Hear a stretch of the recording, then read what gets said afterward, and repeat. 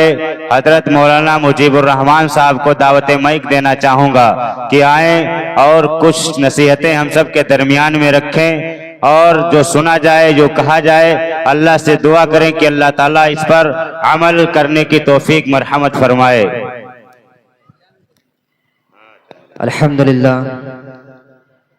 الحمدللہ رب العالمین والصلاة والسلام علی سید الانبیاء والمرسلین، اما بعد فاعوذ باللہ من الشیطان الرجیم، بسم اللہ الرحمن الرحیم۔ قل هو اللہ احد اللہ الصمد لم یلد ولم یولد ولم یکن لہ کفوا احد۔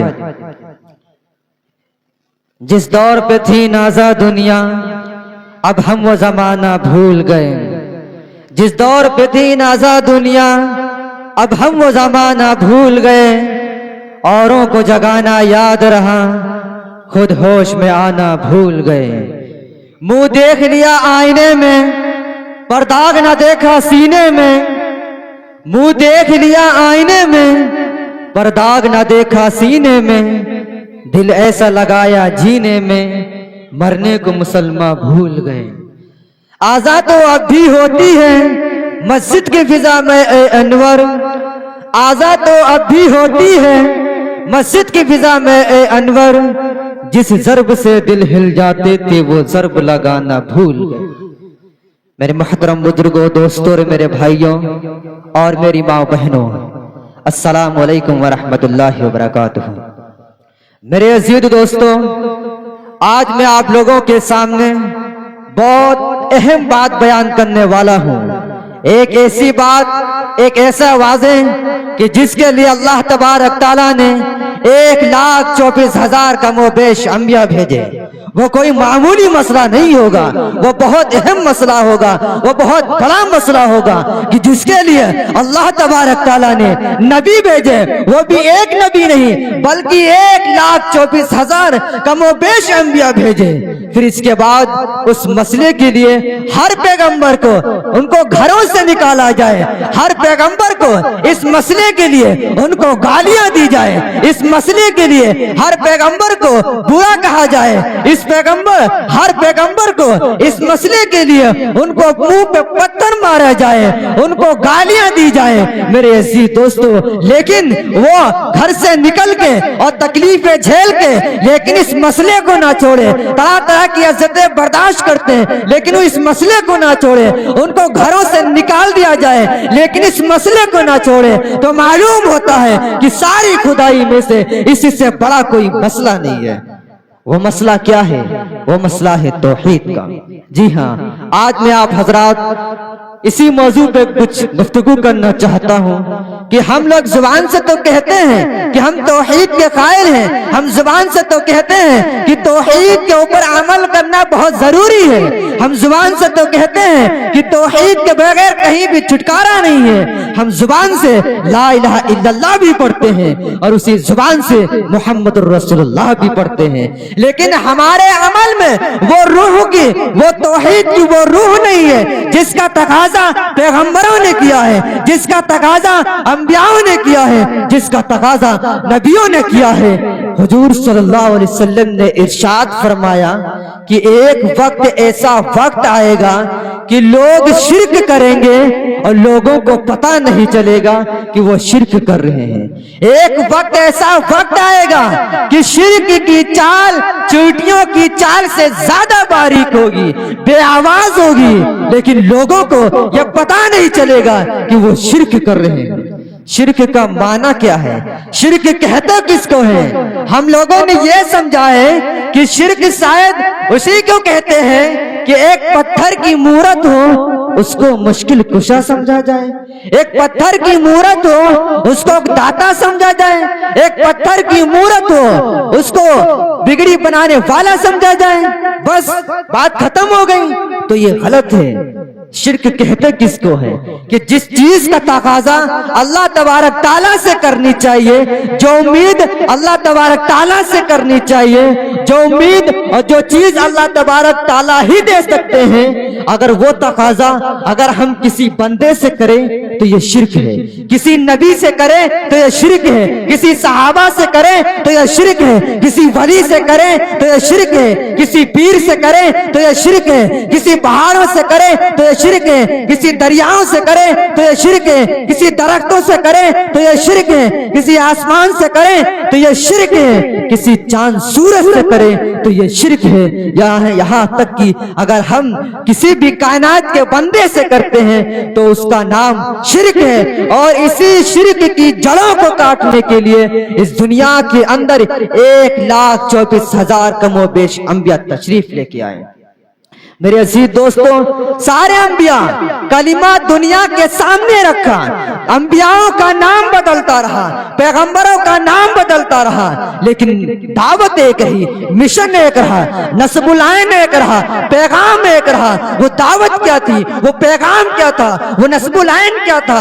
ये था कि ला इलाहा इल्लल्लाह। हर नबी के जमाने में नमाज का तरीका बदलता रहा, हज का तरीका बदलता रहा, ज़कात का तरीका बदलता रहा, रोजे की कैफियत बदलती रही, लेकिन ला इलाहा इल्लल्लाह आदम अलैहिस्सलाम के जमाने में भी एक था और हुजूर सल्लल्लाहु अलैहि वसल्लम के जमाने में भी एक था। देखिए कि आदम अलैहिस्सलाम आए तो ला इलाहा इल्लल्लाह, आदम सफीउल्लाह, नूह अलैहिस्सलाम आए तो ला इलाहा इल्लल्लाह, नूह नजीउल्लाह, इब्राहिम अलैहिस्सलाम आए तो ला इलाहा इल्लल्लाह, इब्राहिम खलीलुल्लाह, इस्माइल अलैहिस्सलाम आए तो ला इलाहा इल्लल्लाह, इस्माइल जबीउल्लाह, मूसा अलैहिस्सलाम आए तो ला इलाहा इल्लल्लाह, मूसा कलीमुल्लाह, ईसा अलैहिस्सलाम आए तो ला इलाहा इल्लल्लाह, ईसा रूहुल्लाह और मोहम्मद मुस्तफा सल्लल्लाहु अलैहि वसल्लम आए तो ला इलाहा इल्लल्लाह मुहम्मदुर रसूलुल्लाह।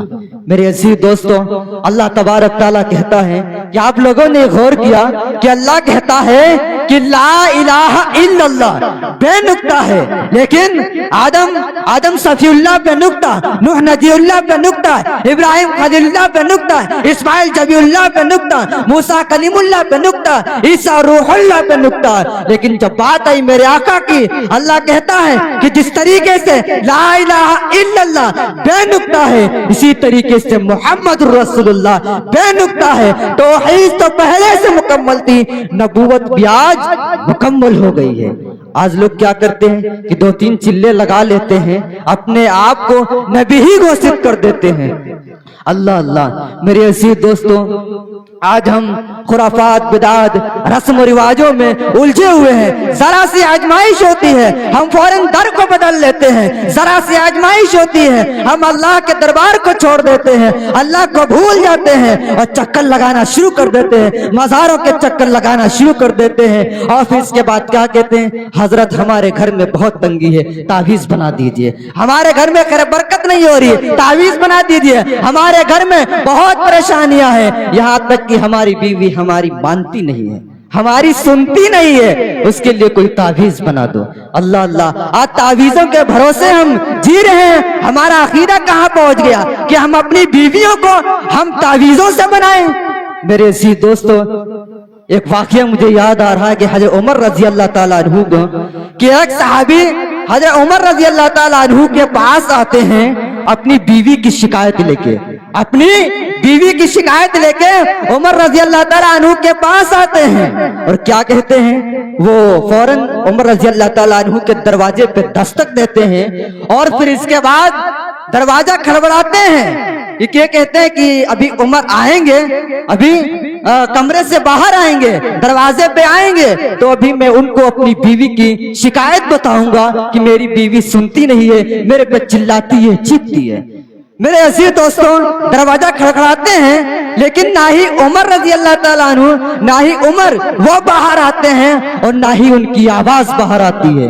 वो सहाबी बैठ जाते हैं और फिर इसके बाद फिर दरवाजा खड़खड़ाते हैं, लेकिन दूसरी मर्तबा भी ना ही उमर बाहर आते हैं और ना ही उनकी आवाज कोई बाहर आते हैं। फिर इसके बाद तीसरी मर्तबा खड़खड़ाने के बाद वो क्या देखते हैं कि क्यों ना हम कुछ देखे, कोई बात तो नहीं, कुछ गड़बड़ तो नहीं है। वो फौरन दरवाजे की तरफ झांकने लगते हैं, कान लगाने लगते हैं। कान लगाते हैं, जैसे ही ये देखते हैं उनकी आंखें, वो सहाबी की आंखें खुली की खुली रह जाती हैं। वो क्या देखते हैं कि उमर की बीवी उमर के ऊपर भड़क रही है। अल्लाह अल्लाह, उमर की बीवी उमर के ऊपर भड़क रही है। मेरे अजीज दोस्तों, वह उमर जो 22 लाख मुरब्बा मील पे हुकूमत करने वाला, आज वो अपनी बीवी की सुनता है। अरे जरा देखो कि मेरे अजीज दोस्तों, ये उमर रजी अल्लाह ताला अन्हु रास्ते से जा रहे हैं और फिर इसके बाद एक शराबी उनके सामने से आ रहा है। मेरे अजीज दोस्तों, वो शराबी जैसे ही उमर को देखते हैं, वो सहाबी कहते हैं अल्लाह अल्लाह, ये तो सामने से उमर आ रहे हैं। वो फौरन डर जाता है, सहम जाता है और फिर इसके बाद शराब की बोतल पीछे छुपा लेता है। उमर आते हैं और शराबी से सलाम करते हैं, अस्सलाम वालेकुम, अस्सलाम वालेकुम। वो साहबी जवाब देता है। आज लोग क्या कहते हैं, आज लोग सलाम पे घमंड करते हैं कि उन्होंने सलाम नहीं किया है। अरे देखिए, उमर रजी अल्लाह ताला अन्हु एक शराबी से सलाम कर रहे हैं और वो सलाम करते हैं और फिर इसके बाद वो शराबी अल्लाह से दुआएं करने लगता है, क्या है मेरे मौला, अब मेरा क्या होगा, है मेरे मौला, अब मेरा क्या होगा। जरा देखो, उमर में मेरे बिल्कुल पड़ोस में और मेरे हाथ में शराब की बोतल है, आए मेरे मौला मुझे आज बचा ले। ए मेरे मौला, आज के बाद कभी भी मैं शराब को हाथ तक नहीं लगाऊंगा। मेरे सी दोस्तों, वो उमर कहते हैं कि हाथ में क्या है। उमर कहते हैं हाथ में क्या है, कहा कुछ भी नहीं है। कहा कि दिखाओ तो। जबरदस्ती वो उनका हाथ देखते हैं। वो क्या देखते हैं कि वो जो शराब की जो बोतल थी वो दूध में तब्दील हो गई, वो दूध में तब्दील हो गई। अब वो शख्स बहुत ज्यादा परेशान, हैरान कि क्या हुआ, रे मेरे हाथ में तो शराब की बोतल थी और फिर इसके बाद ये दूध कैसे बन गया। तो मेरे ऐसी दोस्तों, गैब से आवाज आती है कि ए बंदे, तू अगर उमर के गुस्से का डर रखता है तो हम भी यहाँ गुस्से का, उमर के गुस्से का एहतमाम करते हैं। वो आज अपनी बीवी की सुनता है। वो क्या देखते हैं साहबी कि उमर की बीवी उमर के ऊपर भड़क रही है कि तुम्हें जरा भी खबर नहीं है, तुम्हें जरा भी ये खबर नहीं कि हमारे बच्चे भूखे हैं, हमारे बच्चे आज गल्ला नहीं आया है, अनाज नहीं आया है। तुम्हें दूसरों की तो पड़ी है लेकिन तुम्हें अपने घर की नहीं पड़ी है।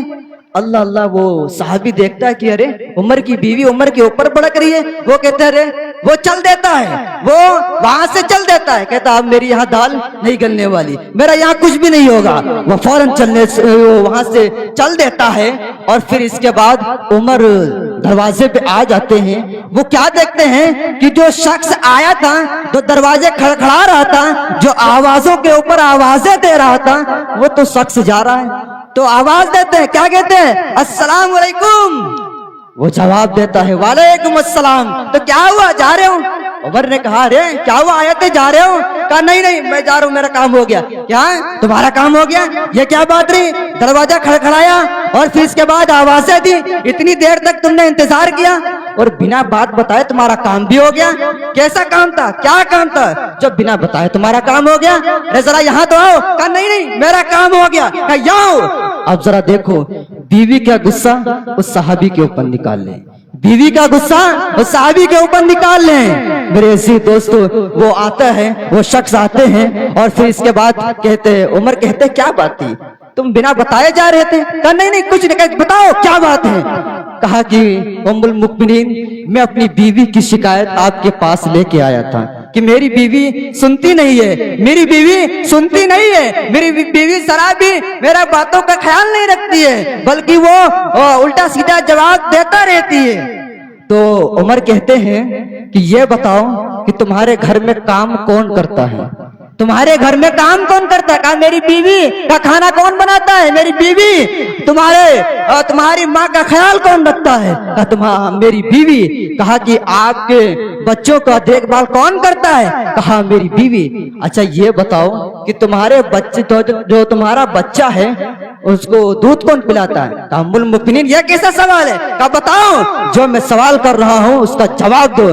कहा मेरी बीवी दूध पिलाती है। تو میرے عزیز دوستوں کہا کہ یہ ساری ذمہ داری بیوی کی نہیں ہے. اگر وہ منع کر دے کہ وہ کھانا نہیں بنائے گی تو وہ کھانا تم زبردستی نہیں کر سکتے ہو. یہاں تک کہ اگر بیوی منع کر دے کہ میں آپ کے بچے کو دودھ نہیں پلاؤں گی تو میرے عزیز دوستوں آپ اس کو زبردستی نہیں کر سکتے ہو. اگر وہ کرایہ مانگتی ہے تو تم اس کو کرایہ دے سکتے کرایہ بھی آپ کو دینا پڑے گا. تو میرے عزیز دوستوں آپ لوگ جو تعویذوں کے سہارے رہتے ہیں میرے عزیز دوستوں آپ لوگ اپنی زندگی سے یہ بدعات خرافات رسم و رواجوں کو میرے عزیز دوستوں باہر نکالو اور میرے عزیز دوستوں شریعت کو اپناؤ. شریعت ہی بولتی ہے میرے عزیز دوستوں. میں جاتے جاتے دوبارہ وہی اشعار آپ لوگوں کے سامنے پیش کرنا چاہتا ہوں اور آپ لوگوں کو جگانا چاہتا ہوں کہ جس دور پہ تھی نازا دنیا اب ہم وہ زمانہ بھول گئے.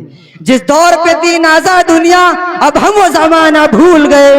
اوروں کو جگانا یاد رہا خود ہوش میں آنا بھول گئے. ارے منہ دیکھ لیا آئینے میں پر داغ نہ دیکھا سینے میں.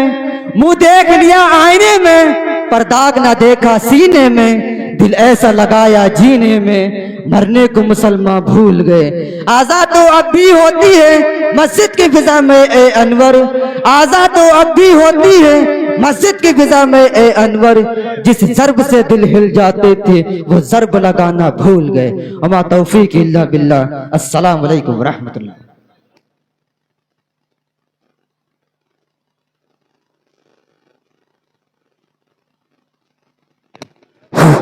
ماشاءاللہ یہ تھے